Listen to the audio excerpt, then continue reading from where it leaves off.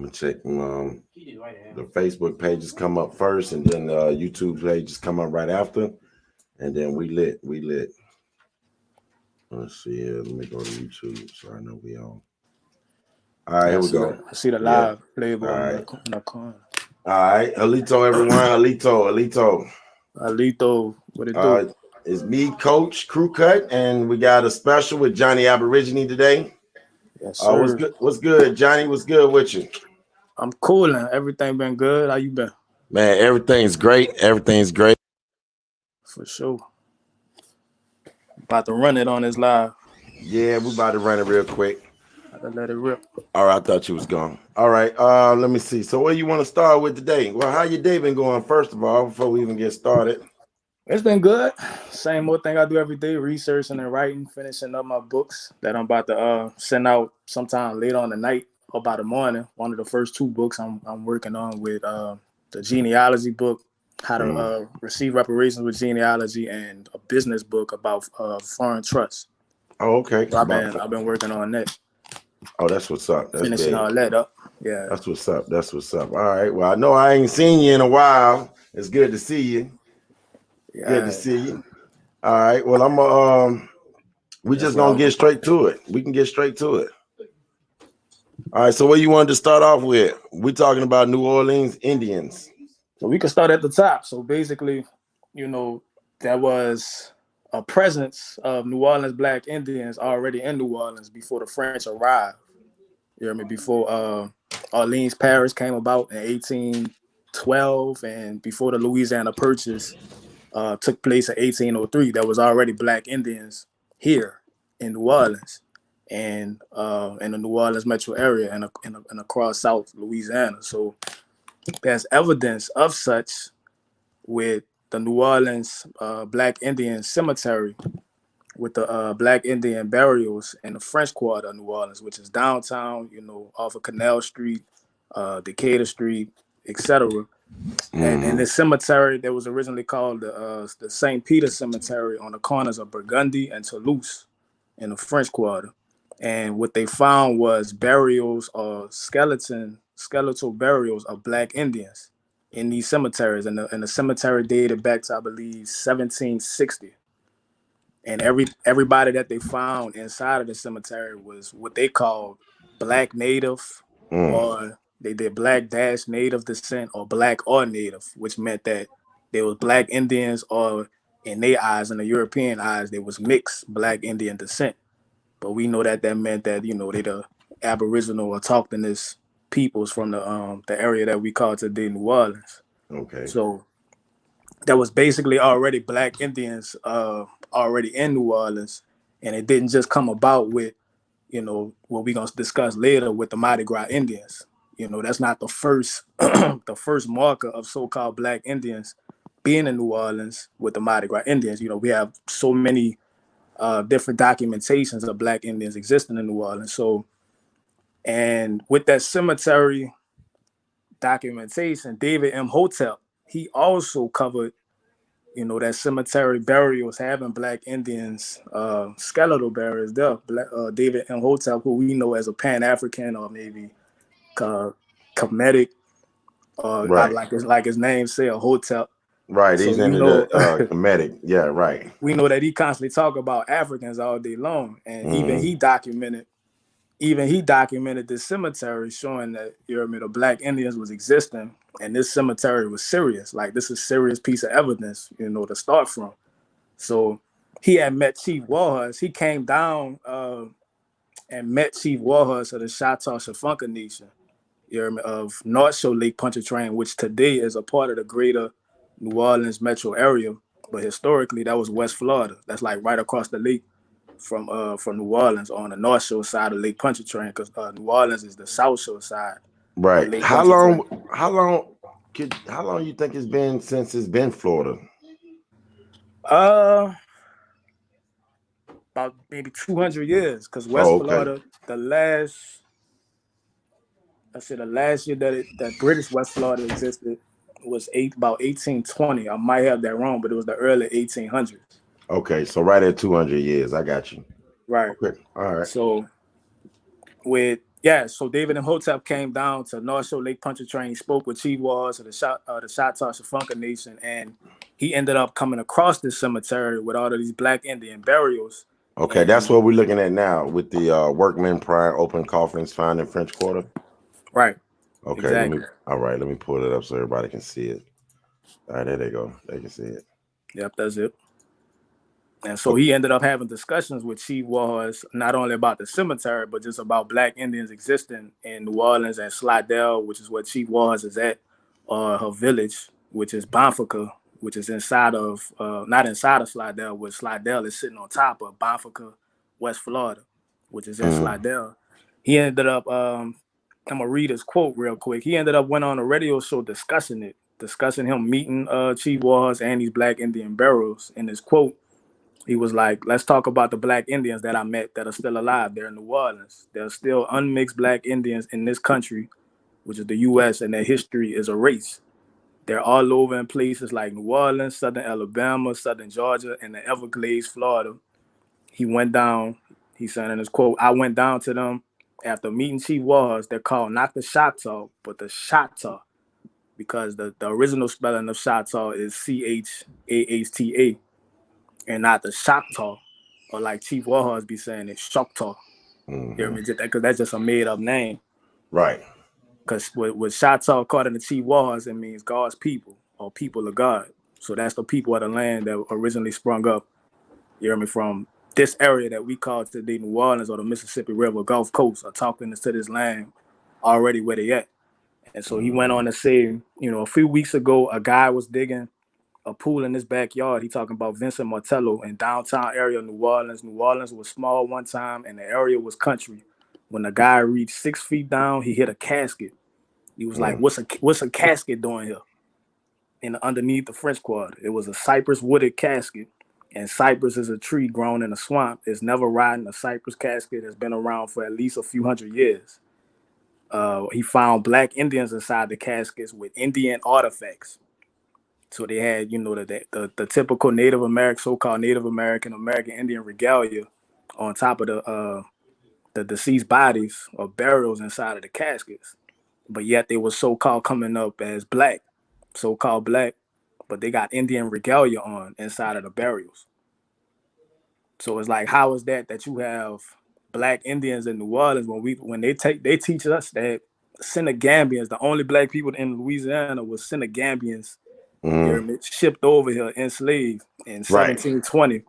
But yet you have these Black Indian burials existing from that same time period in downtown New Orleans already here. So that's one of the misconceptions that they constantly bombard us, because it barely had Senegambians in New Orleans like that. You know what I mean? It was a very small number. So you had, based on what they found inside of the caskets, you had a much greater number of Black Indians inside of those burials, more than they had Senegambian imports into New Orleans. So I'm gonna just read the rest of the quote. He found Black Indians inside the caskets with Indian artifacts. He said, let's break north. Instead of where he was digging, he dug north, another casket. He dug south, another casket. East hit him, west hit him. They found that there's an ancient graveyard in all coordinates a mile apart. They have found so far 20,000 graves of Black Indians downtown French Quarters. Oh, I'm trying to find where you was at. That was on that. This on a different picture with David Imhotep. Remember one of them pictures I sent of David Imhotep quote about the Black Indian cemetery. Now inside of that link that you was just at, that was basically the report. That was the report of the cemetery. I got you. And David Imhotep did his own, you hear me, his own quote. Right. I got you. He did his own report, and that's what I put in that post, or that the meme, the collage meme that his face on. So yeah, so they had, based on what David Imhotep is, because they didn't even say that they had 20,000 graves. So David Imhotep went behind Ryan Gray, which was the original archaeologist from LSU that discovered the Black Indian cemetery. He went behind them and ended up finding out that that's way more than what they was telling in the original article. So it was actually 20,000 graves that they found of Black Indians all across downtown. The more they kept digging, the more they kept finding bodies of nothing but Black Indians across downtown New Orleans. So we had a big autochthonous inhabitation pre-colonial before the French arrived, obviously before the U.S. arrived. And the thing about pre-colonial, people don't know that pre-colonial is basically based on when that state existed, when the state was admitted into the Union, when the parish or so-called county existed. It's like when New Orleans Parish, the U.S. version of the Orleans Parish, only been in existence for 200 years. And most people could trace their genealogy back, going back to like early 1800s, before 1812 or 1810, early 1800s, late 1700s in A good Louisiana. 200 years back. Everyone should be Yeah, able to get back by 200 with no easy, problem. Yeah. easy. So it's not hard to trace your genealogy back pre-colonial when these states, when these U.S. states and cities and parishes were just been in existence for 180 to 200 years. It's not hard at all. So we had a big inhabitation of Black Indians. Then we had the villages. So it don't just stop there with the cemetery. You hear me? We had the villages of these Black Indians across the French Quarter, City Park, Metairie Road, Lower Garden District, New Orleans East, the Uptown Third Ward, and so on and so forth. Bayou St. John, downtown. And this was all, you had villages, you had Black Indian villages existing in New Orleans as late as 18, around circa 1820. You still have Indian villages existing in New Orleans around Bayou Road off of what street is it? North Broad Street. That's Mid City off of Bayou Road, and then you had I'm trying to remember the name. Yeah, y'all don't know Oh yeah, New Orleans like that. Michoud and Old Gentilly Road. Okay. Michoud and New Orleans East and Old Gentilly Road, which is the cross border between New Orleans East and Gentilly, which is Old Gentilly Road. So you still have villages of Indians still existing in New Orleans, downtown New Orleans, and eastern New Orleans, you know, on the outskirts of it, and in downtown, right around the time they say slavery was existing, around the time that they said, you know, blacks was just still enslaved or just African descent. Africans, yeah. Right. They And these are the areas, Ethiopians. that Black Indians or so-called Black people today in New Orleans, you know, live at today in Right, New Orleans East. they call them Ethiopians. The dark, because I know this because I know I was doing my genealogy, and my great grandfather from South Carolina married this with one of my great aunts. That's Boulay. She was trying to push the African. Like, yeah, he married an African woman in Louisiana, and I said, well, how did she get to Louisiana then? Right, how she got there? So yeah. You right. So that was just one of the reclassifications that they put on us. It's not to be taken literal. That's it. And so some of them Indian villages, you actually had tribes. It wasn't just Black Indian like a blanket term. They actually had specific names of the tribes existing, you know, in these Indian villages across New Orleans, like the Colapisa, the Quinapisa, the Bayagula, the Chapatulas, the Mugalasha, Tangipahoa, Pascagoula. Then you also had the Natchez, the Yatasi, Biloxi, Shawasha, and Chitimacha. And so almost all the cities is almost named after the tribes, basically. Yeah, after the Indians, because they still got their Indian village names. Like they basically turned the Indian villages into streets. Right. So they named all the streets after the Indian villages that was sitting there. They do that here too. Right here, all the streets are named after Indian villages. Well, we didn't have villages. They would call them creek towns or whatever. But yeah, they named them after the creeks. So that lets you know that that the people never went nowhere and who was there. Like they let you know right in front of your face. So, and these people and these Indian tribes became slaves, like if not right on the land that their village was sitting on, but next to it. Like the plantations was formed right next to the villages in Bayou St. John, Gentilly. Well, they say slaves. Well, I say people got up, went to them plantations, worked, got through, went back home, and did it again tomorrow. That's what they did. True. Just work. That was a 94-year-old man told me. He said that nah, them folks got up, went across town and went and did that. They went and did it. That's what they went to go do. Yeah, they needed work, or they just need to supply themselves. But That's right. they just create a new narrative saying slavery in order to cover up the fact that they was Indians. That's That's right. all it That's right. was. That's right. That's right. Now, before we continue on, I see Phoenix in the chat. Yeah, we do. Everyone, please subscribe to No Grandma Killers on YouTube. This stream is on all the streams, but before it ends, it will be on it will all end on No Grandma Killers. Some of the feeds that don't have that many people on them will start to close. Start ending, and if it ends, just go over to No Grandma Killers and you can finish out this stream. All right, I'm back, big homie. Yeah. Okay, so let me get out of here and go to the next one. So the villages, it says, what's the exact original homeland of New Orleans Black Indians? And it talks Right. about the So mounds. what people think with the Black Indians of New Orleans, they constantly, I don't want to say confuse them, but they constantly think that the today's masking Mardi Gras Indians is the New Orleans Indian tribes, or people that celebrate, or people that mask as Indians today in New Orleans come from those New Orleans Indian tribes. So And they so don't? no, they don't. I mean, not all of them. Not all Okay. of them. And the tribe that they set up is not necessarily based on New Orleans Indian tribes, because they randomly come up with their own names when they masking. So when they say that they Ninth Ward Mohawk Hunters or a Black Apache, they coming up with their own names to mask. So it's not necessarily a reflection of New Orleans Indian tribes. It's just Where this they is at? this is right. This is how they celebrate the tradition Right. of Indian culture in New Orleans. So you have people that mask as Mardi Gras Indians who have genealogies that trace back to Georgia, Virginia, South Carolina. And then what happens is they mask as Indians in the New Orleans, the New Orleans territory, or the Indian territory that New Orleans sit on, and start consuming or engulfing themselves into New Orleans Indian culture, and think that since they know the fact that they come from Georgia, South Carolina, they'll feel like they could just, take the original New Orleans Indian tribe and start claiming that, because since that's where they at the deep.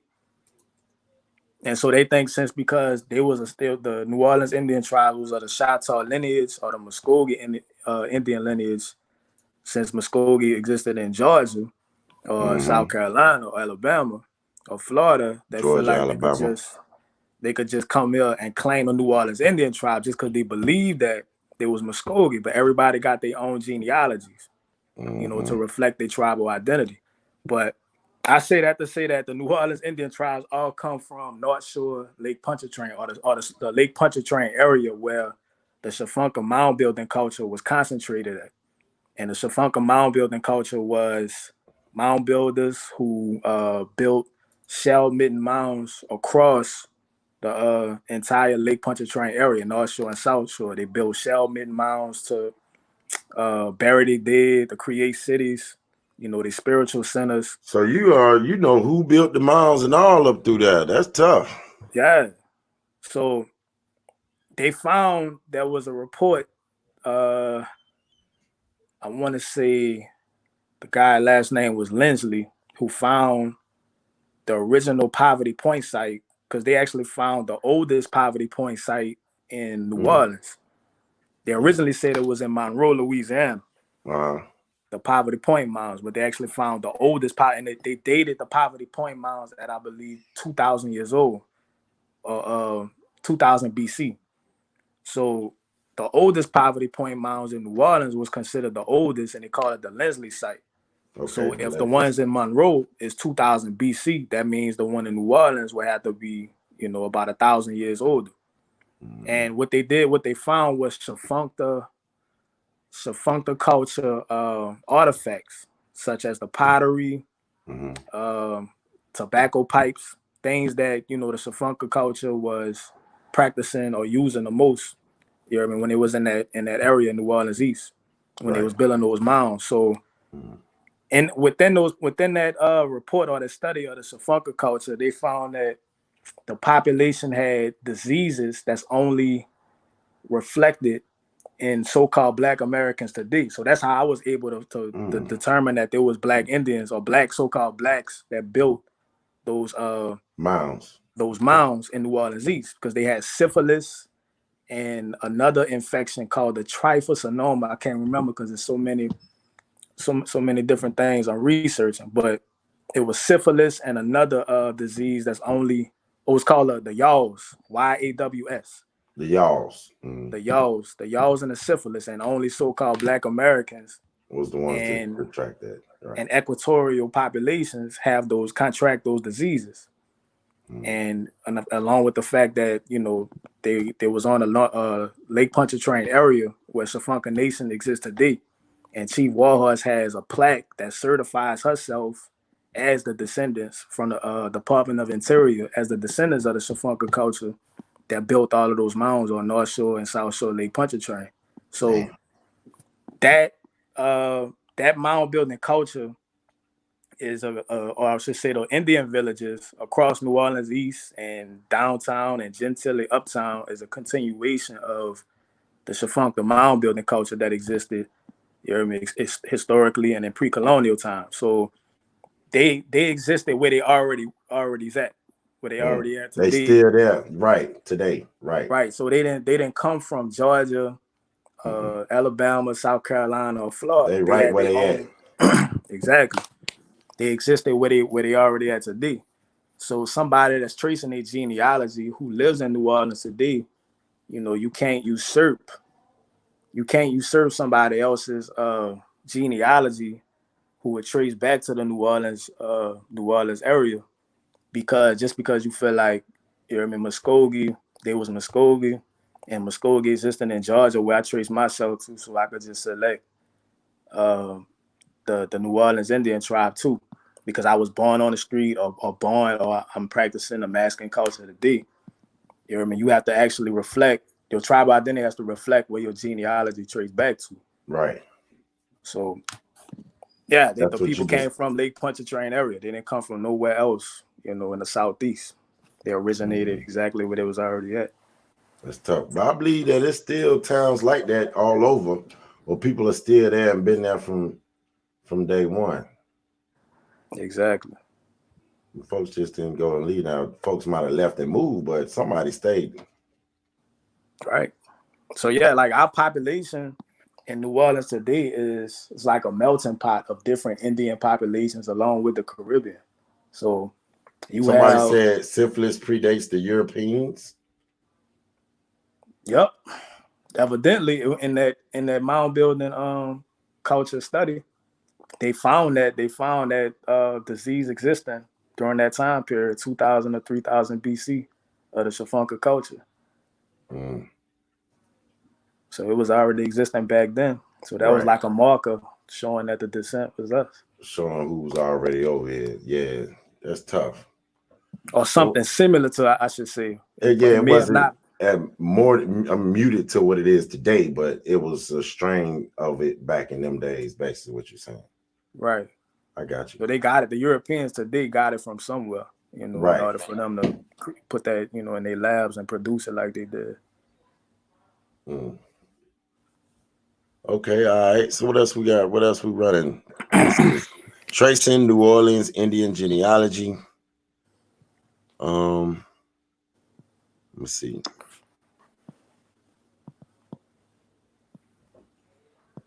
Okay, so you got surnames, masking Indians are not real. Okay, we just went through that example of how to trace back New Orleans Indian surnames. So you got some surnames of people from one of the excuse me. One of the examples that, you know, people who have pre-colonial New Orleans Indian ancestors, you could trace your people back through the Indian slavery, New Orleans Indian slavery database. You know, the different records. New Orleans slavery database. Right. I got you. I'm over here taking notes. Go ahead. My bad. No, you good. I was just scrolling down a note myself. But yeah, you could use that. You use that resource to trace back, if your people actually do trace back to New Orleans, you're going back 300 plus years, 250 to 300 plus years, Right. you So use a what? slavery database because Indians were like heavily enslaved in the New Orleans area. You know what I mean? That's documented inside of the slavery database. I shouldn't say New Orleans. I'm calling it the New Orleans Indian Slavery Database, but it really would be the Louisiana Indian slavery database. But you also have the New Orleans uh, birth register, the New Orleans colonial birth register, where you could find Indians, baptismal records, marital records, bill of sales, Okay. wills, transfers, all that. But yeah, one of the examples, you have plenty of different surnames. Like in this book called "The Entwined Threads of Red and Black: the Hidden History of Indigenous Enslavement in Louisiana, 1699 to 1824" by Layla K. Blackbird of UNO. So this was like an online book dissertation from a UNO professor, I believe. And on page 41, she shows the examples of, some Indian slaves, some Indian names of enslaved Indians in New Orleans by the name of Jean Guillory and Bontemps.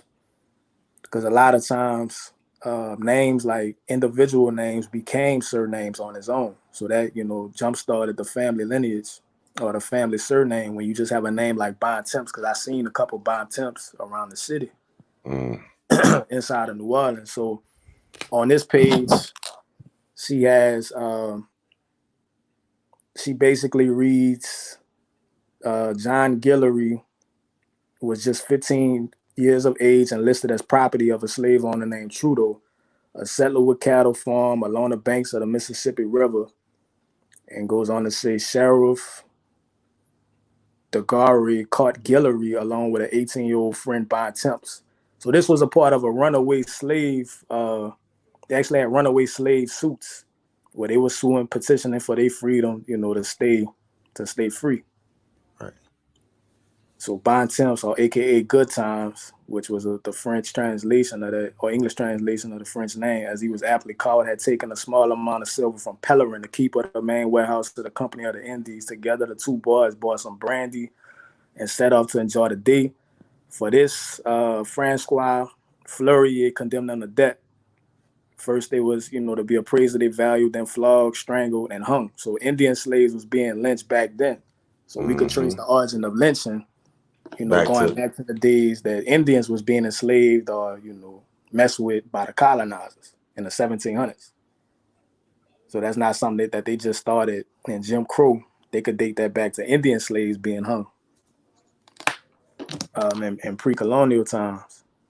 So that's one of the sources that you could find that came out of this book of some Indian names. Another one is the much larger database, like we were saying, the Louisiana Slave Database from ibiblio.org. And you click on that link, indianblibio.org. Talking about the Afro Louisiana History and Genealogy. Right. And then when you get to that link, you check off, what you want to find, which would be under gender, female, male. Check off all of those, female, male, identified. And you could also check off the racial designation, which would be Indian. Now for this particular search, we just gonna check out Indian so we could just directly see, the specific Indian names. But you could also check off Metis and Griff too, because that's also Indian people who presume to have mixture in them as black or white. So that would come up with a lot of different results, showing a lot more Indian names that just the Indian selection would have by itself. So right now we would check off the gender, all three of the genders, and just the Indian racial designation. And it also gives you the option to check out the plantation or the origin, but we'll leave that blank just so we can have some general results showing like everybody that was enslaved total, as Indians. And then we just hit the search. So you just have all of the genders checked off and the Indian racial designation. And then when that comes up, you start seeing about 280 Indian names. And a lot of these names still exist today in New Orleans. Like you'll see Suleiman, Adig, uh, a whole list of different names. Antoine, which is one of the surnames of my family tree. Baptiste, Baptiste. and then we see that name Bontemps that was discussed in that book, going back to 1728. I'm still in the A's. So yeah, this is a pretty deep loaded database of a lot of Indian names that became surnames, because some of them have full names, and then some of them have the individual names that we could tell is surname names that became surnames later on, because that's what's in use today, like Baptiste. And when you go to the next page, you start seeing Divine, Felicane, Francisco, Francois, Gaskin. This is on page 2. Like these are all different names that became surnames in New Orleans today. So this would be, a resource for people to trace. One of the resources people could trace New Orleans Indian genealogy back to, using the names of the Indian slaves in New Orleans from this Indian database,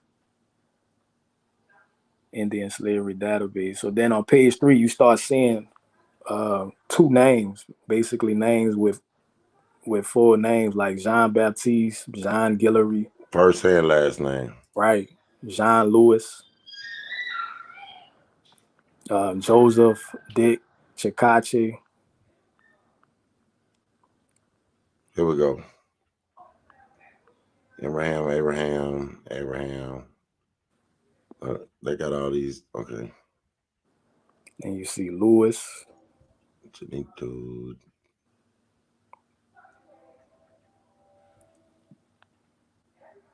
John Baptiste.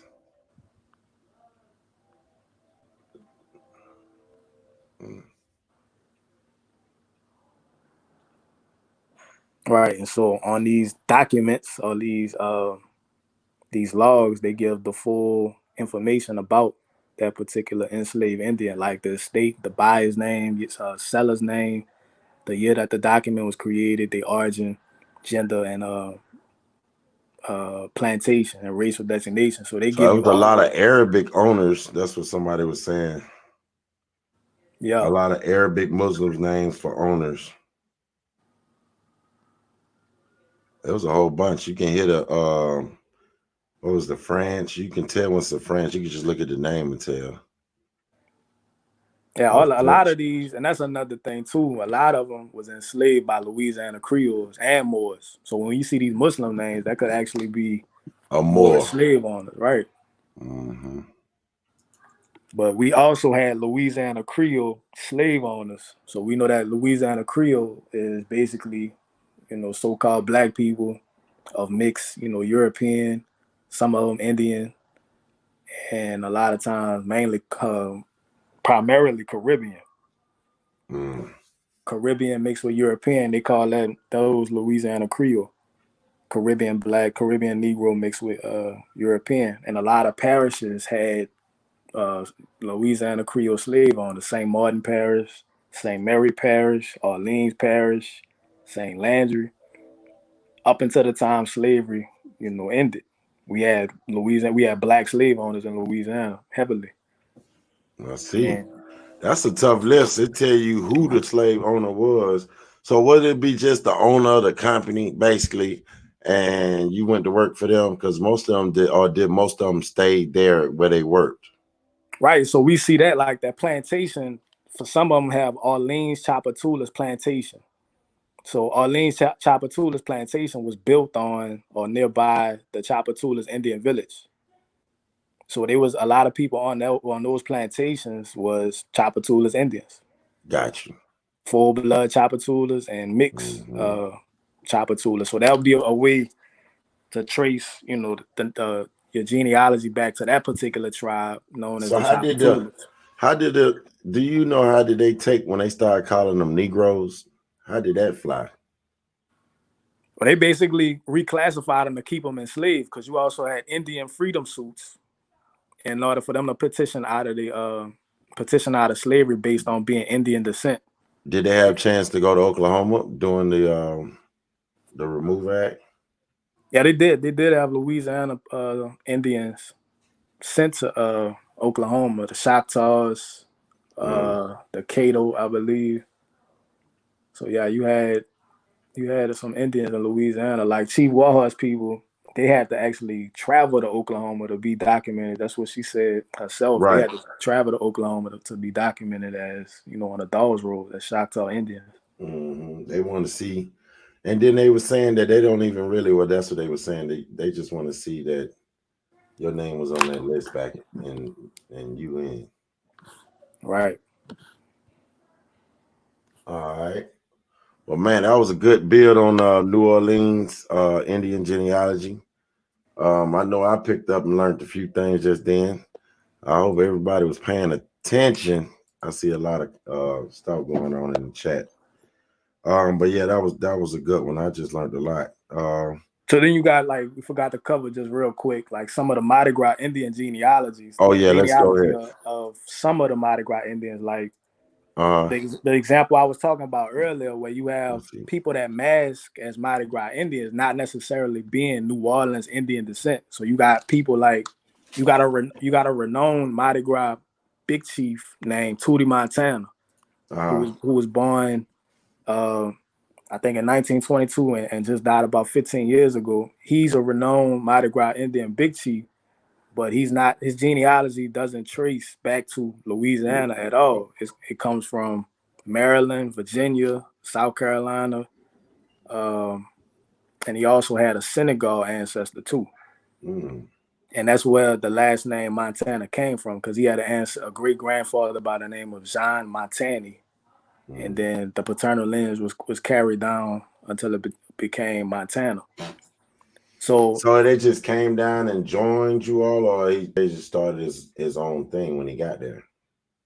Right. So they have about two different origins of the Mardi Gras Indians. Some of them say they celebrated because you had runaways that was coming from the intrastates, the intrastate slave trade, like Virginia, Carolina, and Georgia. They was sent to Louisiana in the early 1800s, and then once they decided to run away, they joined the Indian tribes, for safety, and they ended up, joining people that looked just like them and couldn't be teleported.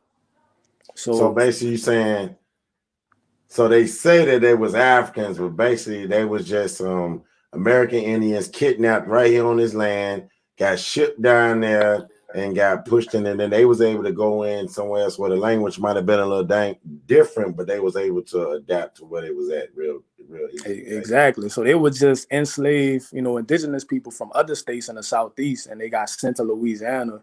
And then, that's why it was maybe easy for them to run away or just identify what an Indian village looked like and who, what the Indian culture is. Well, it's almost like now, if I run and I come to New Orleans, I'm gonna go to the hood where everybody at, because I know I'm gonna blend in with everybody. I'm not gonna go get me a house in a white community and stick out like a sore thumb.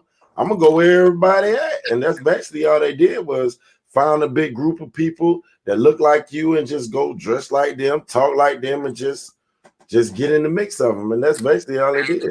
Yeah, it was real easy for them to blend in. So that's one of the origins. I mean, and that the thing about that origin circulating is, this is what they say, I guess, in order to perform, because they performers. The masking Indians are performers. They tell this narrative or this story about that origin, I guess, to perform in these big European venues across. But are they saying they're Africans, or are they saying they're Indians that came down? They saying that they runaways. Now, in the genealogy, it reflects that they came from out of town, like the interstates, and shipped to Louisiana. But they saying that they runaway Africans and ran away to the Indian villages. So the propaganda then got into the story, basically. Right, and you got a lot of masking Indians repeat that, which really just confuses everybody that looks at it, because when they perform it, they doing a lot of Indian chants. Right. Well, they need to. They need their genealogy done. ASAP. And that's why I started researching some of the Mardi Gras Indians, to Right. confirm, like, is that really what it was? African slaves running away, you know what I mean? Or was they full blood New Orleans Indians, or was they other Indians from out of town, and just ran away with the Well, tribe? I got one for you. Why they said that when the Africans came and the ones that did make it, I'm talking about after they got off the boat and still survived. They said they didn't mess with the niggas. The niggas used to rob them and mess with them and give them hell and stuff like that. So I was trying to figure, like, if I thought about then, if they do it now, like they mess with folks now, then, well, you really didn't, you might get an African man get a baby by a sister nowadays, but it's not like an everyday thing. And then probably back then, it's probably was one got him a lady, you know what I'm saying? But it wasn't just like everybody came and just got all women right then. I don't think it was like that. Nah, because I think they had their own plantations that they was on, that the Africans was on, because the plantation was already filled up with Indian slaves. So the only Africans that would have came through would have been African men. Well, if they would have had some children, and then them children had kids with Indians, and they had kids with Indians that had kids with Indians, you just an Indian at the end of the day. Right. That African don't last that long in the lineage by time, 5 generations later. That's like that white ancestor. After about 5, 6 of us, it's over with. Right. They wipe out quick. Right. So real quick. Then there's another origin of the Mardi Gras Indians being the fact that, like, Monk Boudreaux, I forgot to include this on the sheet. Monk Boudreaux is a big chief, still alive today, who traces back to Choctaw Indians and Cherokee Indians. Okay. And he says that they practice, well, him in particular, he's practicing because he descends from pre-colonial New Orleans Black Indians. So he understands that the story that's been taught about Africans running away is not true, because he actually said himself that he did research on his family. He found that, that they Indians and they trace back to him. That's the propaganda, man. That's the propaganda. Somebody paying some money for folks to push that. Yeah, they paying them big. That's why they perform it, and every year we go to Juneteenth, right? Every year we go to Juneteenth. It's always at a small little park in the middle of the community. It don't mean that people come out, but it's at the same place every year.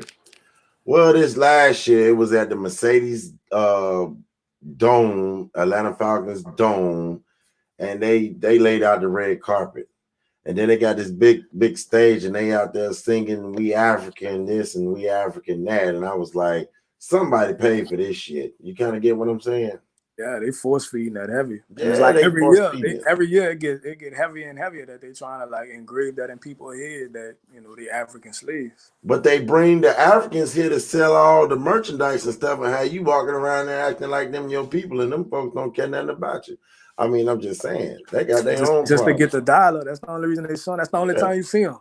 They got their own issues. We got our own issues, and we need to tend to ours right now. I got you. I totally got you. Yeah. And so then it's a couple of New Orleans genealogies I trace. Like I put on that sheet, Leah Chase. I don't know if you're familiar with Leah Chase. That's Dookie Chase. Wife Dookie Chase had like a historical so-called black restaurant in New Orleans. You kind of get muffled. I was saying I traced Leah Chase genealogy, and she's the wife of Dookie Chase, the renowned New Orleans, historical New Orleans black restaurant, so-called black restaurant in New Orleans with local, New Orleans-based food. I traced her genealogy, and her lineage goes back to before New Orleans existed. Free people of color born in the New Orleans area from the Montreals. It's spelled her lineage. The last name of these people that she traced back to was Montreuil. I'm gonna send it to you after the live. I should have sent it to you before we started. But there was some of the first Treme property owners, the Montreals. Her name is Francois Montreal, and I just gave the spelling Motreuil. Sound French a little bit, don't it? Yeah, it's during the time French had, because she married someone named Montreal. Her parents was named Juan Baptista Saison, and her mother was Susanna.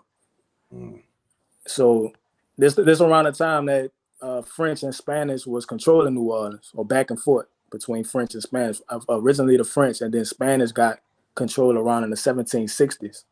So the names changed. Obviously, the daughter married a Frenchman, but their names reflect, who was controlling the territory at the time. So, yeah, Leah Chase, she was born in 1923. She just died last year. She got a line, obviously pre-colonial, pre-U.S. New Orleans line that goes back to 1705. Free people of color in New Orleans. And then I also trace the Young Money president, Mac Main. He descends from a enslaved Louisiana Creole from the Orleans Chapatoulas plantation, which was where the Chapatoulas. Well, you down there putting that work in. You just hooking. You doing everybody's work, ain't you?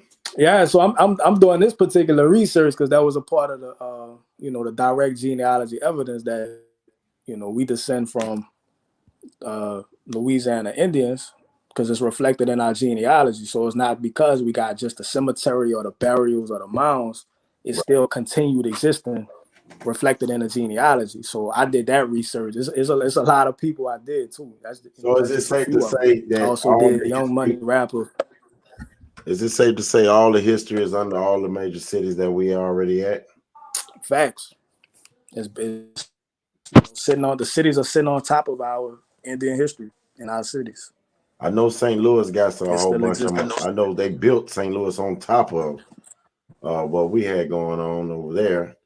So now you're hearing it right here in New Orleans. They did the exact same thing. They just built the city. If you research, they say New Orleans was built on top of the Indian village of Chachahoma. When they founded New Orleans, right? The original New Orleans government was built on top of an Indian village, and we know that the French Quarter, like we discussed earlier, it was built on top of all of them Black Indian burials. So ours in New Orleans, it's still here today. It never went nowhere. We got all these burials, all these villages. It never went nowhere. We got a rich folk subdivision right now, and they're saying that and people don't even know about what we're talking about. When you say Indians, they're gonna think Hollywood, and they're gonna think natives. But right over here they have native, not native, but Indian not slave, but Indian cemeteries. They just found out they built all these houses on top of them, and it's around the time our people was here. So it's something worth looking into as well. But you're gonna find that everywhere. That's right. No matter where you go. I'm just scared to see what they're gonna find in Chicago. That's close to the Cahokia. Yeah. Well, that's down in that's St. Louis, ain't it? No, that's Middle Illinois. Yeah, that's Middle Illinois. Cahokia is Middle Illinois. Right there by Springfield. And then I know the Underground Railroad right there downtown St. Louis. One of the brothers had went through the train station and ended up in some shit. I was like, whoa, that's a lot. He said Atlanta too. Well, that's why they gentrifying the communities as well, because I know right there in Peoplestown in Atlanta, Dr. I forgot his name. He had took me around. He was showing me how it was all the freedmen's around there and how they done took the land from them. Well, how they taking it now, and they was working to try to stop it. But right now, everything's getting gentrified all at the same time. It's not like they just targeting one area. They targeting it all. Yeah, they tried it with Katrina. They tried. It didn't work. That's why they was trying to flush us out, blow up the levees. But it didn't work. Because, they brought in some gentrification over the, they call it the Bywater neighborhood that was in the lower Ninth Ward. Because now the lower Ninth Ward, which was all Black, and it was real, thugged out. But now, as the white people took it over. But that's like the only area that they, gentrified though. That might have been the part that they just wanted. They'd be scheming now. They'll flood the whole city just to get that one part that they want. Because they know if they had to do it again or whatever else they'll do, that they don't care. They'll do what they got to do to get their way. Yep. Yeah, buddy. By the water, gentrification in Batty, big bankers. Yeah, they haven't stopped yet gentrifying in my city, Washington, D.C. Much love to the chat. We got a lot of people on right now. Shout out to everyone. I know Phoenix has a lot, and then I didn't even stop her page. She had a lot of people on it. Then we have the No Grandma Killers page. Let me see. I ain't even been over there. It's been so busy. Here we go. Now everybody's on Phoenix page right now, so that's good. That's good. I'm gonna look at the chat right quick on my other phone. All right, we got Carrie Bay. Was good. He's down in New Orleans. I know he's Carrie. Yeah, his name Carrie. I know he's down there. What's up, Tasha? Knowledge Seeker. Carrie. Yeah, his name Carrie. Turn the volume down. Other phone. Yeah. Okay. James Baptiste, my great girl from my tribe, hid out in plain sight and natural juice to keep from naturalist. I going. know that's a tough word, naturalist. Yeah, I just tried to blow it by. I tried to act like I knew it. You know what I'm saying? I just blew by it. Yeah, Mark Tracy's lineage back too. They trying it in my hood. 8th Ward. He says in 8th Ward. He said they coming. He see it. Yeah, Gentile. That's the 8th Ward. They coming for Gentile heavy. Yeah, that's what he said. He said he see it too. That's Carrie. I didn't know Carrie for a minute. Let me see. We got because all of these are historical free people of color neighborhoods like Bywater, Treme, Gentile. That's where they had Indian villages at, and then it transferred into free people of color neighborhoods. Like I was saying with Treme, Leah Chase people, who was the first owners, and they free people of color, the first owners, first property owners in Treme, New Orleans. And they trying to gentrify Treme. That's in the 7th Ward. So they coming for all the historical Indian village land, historical free people of color land. You know what I mean? And it's just up to us to trace our genealogies and claim it back, claim our family heritage back. That's what we all working on right now, boy. We working it hard. You just don't know. See, I'm in a non-Indian friendly state right now. Georgia, they not Indian friendly around this motherfucker. I see that. I be peeping that. Folks said, hell, boy. Well, they ain't gonna make nobody bow down. Let me see what we got going on. Y'all just switching from chat to chat. I just left them both up because Phoenix has a lot of people in her chat right now. But yeah, I was trying to see before we go, do anyone have any questions real quick? You got a few minutes for any questions, big homie? Yeah, I got some. All right, let's see. All right, y'all. There you got it. Go ahead and shoot. What's your question? Come on in. Y'all know I know it's a delay, so I'll let y'all go ahead. I give you a few minutes to go ahead and get your question. I'm gonna answer this one I see from Kiawa Yesa Okay. From 8:45. I know that probably a little minute ago. About 15 minutes ago. She said, who's the man named Louis Congo who got pulled up on by the runaway Indians? That was the city's executioner, hired by the colonists, Louis Congo. He was the city's first executioner. They say he's an African, but I think he was just named Congo because the first Negro slave imports into Louisiana was from the Caribbean, imported by Bienville and Iberville, but they named him Louis Congo, obviously because he's a Negro. But he was the city's first executioner. In order for him to get his freedom, he became the executioner. He ended up imprisoning and killing, people that look like him. Whoa. In order for him to, stay free and justify him being the executioner, he had to do a whole bunch of different stuff. Like executing people that look Congo? Like Louis Congo, yeah. Okay, because they kind of sound like you heard of Cujo. No, that's the famous, that's the popular African name they always be circulating. Yo, hold on. Cujo. I can't hear you. All right. No, I'm saying you heard of Cujo though, right? Yeah, the guy in Alabama they say was the last African slave. No. Cujo, 1738, down in the islands. Captain Cujo was a Jamaican or Arawak, I believe. Oh yeah, I heard him. Yeah. Yeah, and he had to turn on his own people, and they gave him all this power and stuff to basically enslave his own people. And they sent them here to the Americas and sent a lot of Americans down there to him, to the islands.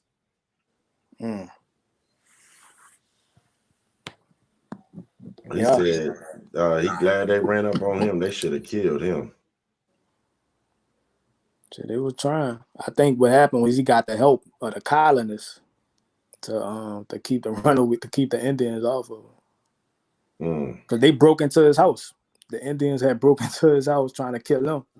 Yeah, he probably killed the wrong person. They was on him. They was on him. Yeah, they put out a hit for him. Man, they said the sign's still there though. That's what's up. They said, are you familiar with Pascagoula Indians? Yeah, the Pascagoula Indians was in southern Mississippi, and then they also came to Lake Pontchartrain in New Orleans area after the colonists, got to Mississippi. After Iberville and them got to Mississippi, they had to move over to New Orleans. I think they had a village set up about, they say 30 leagues from New Orleans. That's about maybe 35 miles, however that's converted. But they had a village. They ended up setting up a village like right outside the city of New Orleans in the 1800s. So yeah, they was in southern Mississippi, then they came over to the New Orleans area, Pascagoula. Yeah. Because they got a city named Pascagoula in Mississippi. Yeah, Mississippi. Yeah, I know all about it. That's around Gulfport and past Christian. Gulfport and Gaucher and Moss Point and all that up over there. Yeah, I got banned. They jammed me up over there and all they did was took me to the city line and put me out the city. It was like, yo, you gotta get up out of here. Trying to put you out. Yeah, they did. They took me out. They put me out of Gaucher. They dropped me off, I think, at Moss Point somewhere. They was like, oh, we ain't gonna deal with you. We just gonna put you out of here. I was like, dang. Just send you on your way. That's what they did. But yeah, man, I don't see any more questions, man. I'm happy I'm thankful you came through. So I appreciate you reaching out to me to do this. Man, no problem. We're gonna see you on April 4th. Yeah, I'm gonna be there. I'm gonna be at the No Grandma Killers tour, the event in Atlanta. That's gonna be big love right there. Big love. I'll make sure to show love when you get here, big homie. Definitely appreciate it. I'm gonna be there selling my books too. I'm at a books ready. The Black Americans and Aboriginal Americans paperback. I'm gonna have that printed out ready for that. Well, y'all here first. Y'all heard it here first. Y'all know where it's gonna be at. Make sure y'all there. Get your tickets, because once it sell out, I don't want to hear it. Don't call me talking about get you in. I don't want to hear it. All right, big homie. Well, you got anything you want to say to everybody before we get out of here? Just much love to everybody. Thank y'all for tuning in, and definitely trace your family genealogy. Get with your people. How can they reach you? You got a YouTube page, a Facebook page, Instagram? Yeah, I'm on Instagram and Facebook at Johnnie Aborigine. You can reach me on either one. At Johnnie Aborigine, Instagram and Facebook. All right, y'all got it. Hit him up. Keep up with Johnny. Y'all know Johnny put in that work, man. Thanks a lot again for the information. That show learned me something tonight. And I'll be in contact with you, big homie. Appreciate it, brother. Y'all have a good night. All right, you too.